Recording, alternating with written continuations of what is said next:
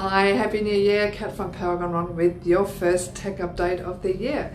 Okay, so this is seriously cool and I'm totally geeking out. Microsoft is currently testing a new feature in Edge that uses AI to translate video, audio in real time as you watch.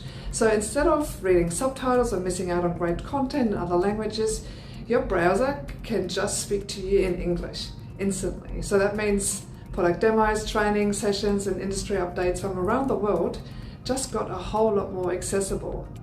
It's still in preview and only supported in a few languages for now, but the potential for global collaboration and faster learning is huge. AI is moving so fast and it's showing up in the tools we already use every day. So if you're curious about how AI can boost productivity in your business, let's chat.